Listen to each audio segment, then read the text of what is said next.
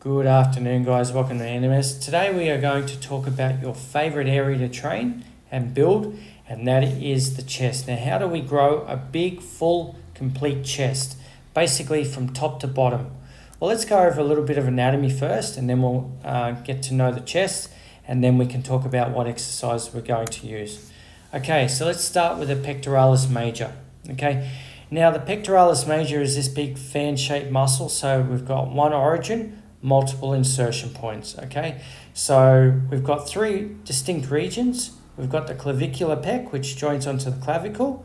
We've got the sternal pec here, which joins onto the sternum, and then we've got the costal pec region, which actually joins onto the costal ribs of the rib cage. Okay, now what does the pec do? Well, the pec actually has multiple sort of actions of working. Okay, so horizontal adduction, which basically is us bringing our arm down. Okay, so if we bring our arm down, that's horizontal adduction. Okay, the second one is shoulder flexion. Okay, and you bring your arms across your body, so that's horizontal flexion.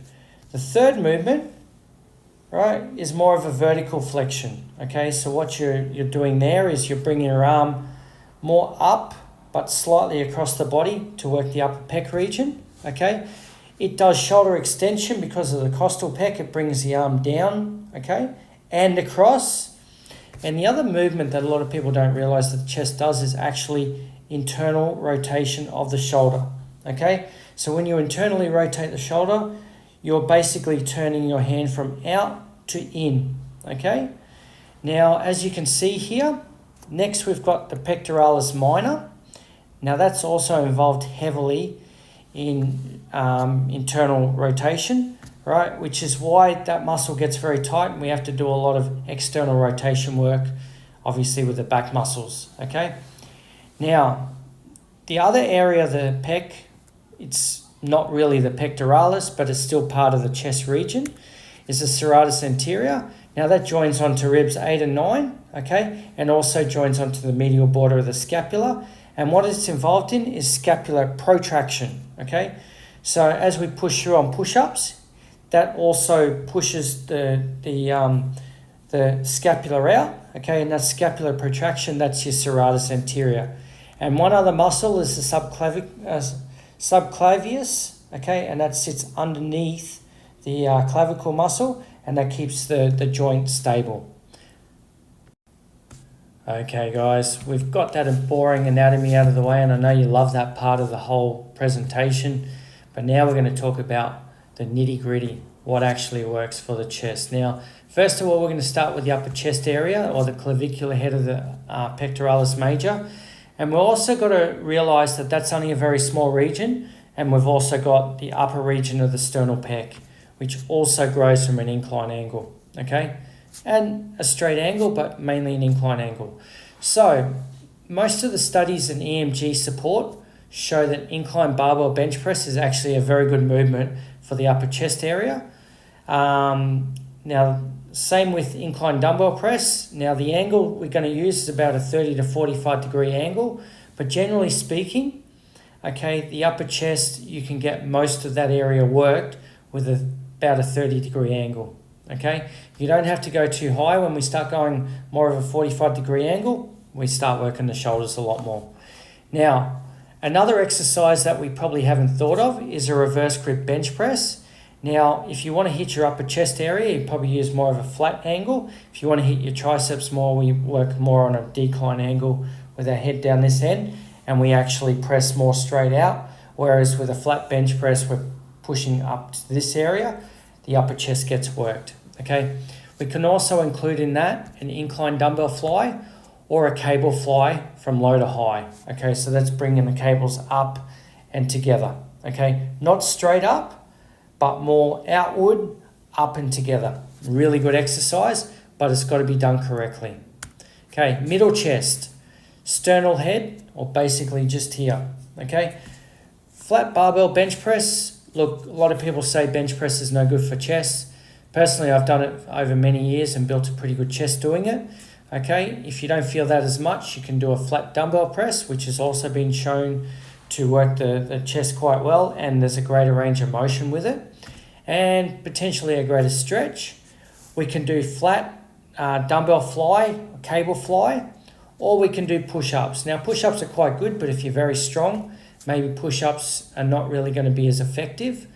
But obviously with weight training, we can, if we get strong, we can keep adding weight. Push-ups, very hard to go and add weight with those, but they're still a good movement, especially for beginners who maybe don't have the strength. They'll build your chest and they'll build it quite well, as well as building your triceps and your shoulders. Okay, lower chest or costal head of the pectoralis major. All right, now for a fourth movement, and it doesn't always need to be done, but for a fourth movement, we could probably pick something like a dip, okay? And when we do the dip, okay, obviously we want to flare our elbows out a little bit and lean into it a little bit more and retract the scapulars, get a nice angle on the dip, and then push through. And really when we're doing it, we're focusing on actually bringing the elbows down and around so we get the chest action, okay?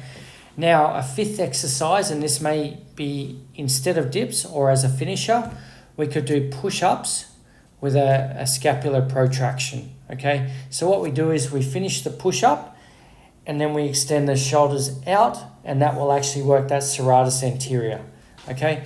Probably a very good thing to go and create more stability in the shoulder, but definitely doing maybe a push-up. I tend to find that when I do military presses, there's a lot of serratus activity in that, so I don't normally do push-ups, but if you believe that they're a good movement for you, by all means, throw them into your program, guys. Now, here's where we get to the nitty-gritty of what I've done over the many years to go and build a chest, okay? Now, when I was younger, I focused a lot on my upper chest, so I'm going to give you the sort of program I actually used to do to build the majority of the chest size that I've got. So I would start off with an incline dumbbell press, rarely ever an incline barbell press. I just found dumbbells a little bit better because I could open out and I could move my elbows into different positions. So I found the incline barbell press quite a good movement for me. Incline dumbbell press, quite a good movement for me. I'd have the angle at about 30 degrees.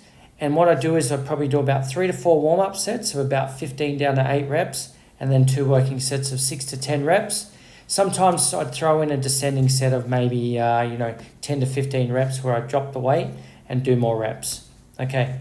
Second exercise for me was normally a bench press. Okay. The reason I did bench press was because, look, I used to feel bench press a lot. So I used to do a lot of bench press for my mid-pec area. I'd do one warm-up set, and then I'd probably do 2 working sets. I used to find that a really good movement for me. Now, the third exercise that I used to do was a Life Fitness pec fly machine. Sometimes if I was in a different gym, I'd use a dumbbell fly movement, but that Life Fitness pec fly machine was probably one of my favorites for doing it. Sometimes cables, but generally the Life Fitness machine was the machine of choice. 1 set, warm up, 2 working sets of about 10 to 12 reps. Occasionally, I'd finish off with parallel bar dips. Now with the parallel bar dips, what I used to do is I'd go a little bit wider with the dip and I'd flare my elbows out. It was almost a Garanda dip, and I'd do 3 sets of 12 to 20 reps on that. I wouldn't put weight on the Garanda dip.